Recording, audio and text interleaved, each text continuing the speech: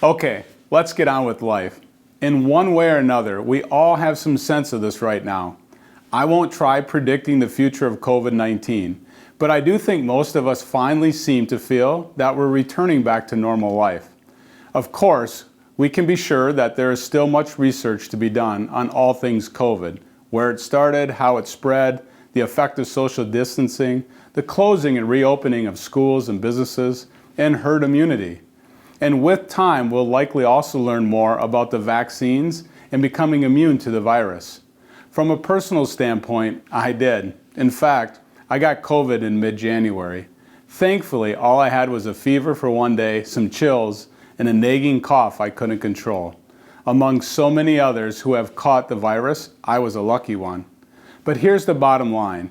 As I sit down to write today's quarter's newsletter, the situation is improving, and life around us is starting to open back up. And as this happens, I can't help but think about Easter, the celebrations we just had with a limited number of friends and family. In particular, what's on my mind is the hope that Easter holiday brought to us Christians, the promise for eternal and stress-free life that was given to us on the cross. Having a strong faith has served our family well throughout the pandemic, and I trust it did for yours too. While we do all need to be safe, as soon as I got over the fear of the virus and found comfort in my faith, I was far better off. So what does all this have to do with the markets this year? To be frank, it's quite amazing to look back on the returns of 2020, and which have continued to roll in 2021, despite the pandemic. While we expect some volatility this next quarter, we also expect the overall growth cycle to continue. Beyond this, there are a few sector rotations that are pivoting from last year.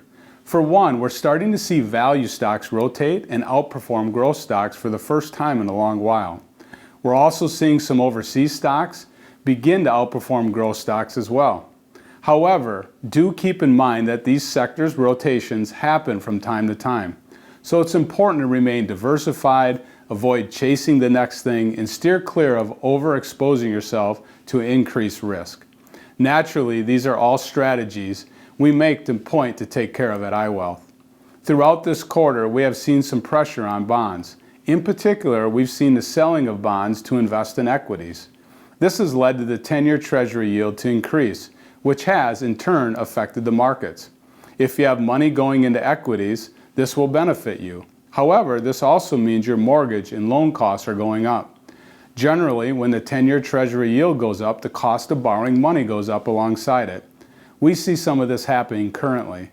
Although we aren't yet sure how much of it will happen throughout the year, for now, we're keeping our eye on inflation and what else might come from higher borrowing costs. One final note. As we shift gears back to normalcy in our town, states, country, please know that iWealth is focused on you and your needs. Our team is ready to assist you now and into the future. So if you have any concerns, life changes, or questions, please reach out to us. But until then, have a great and sunny spring.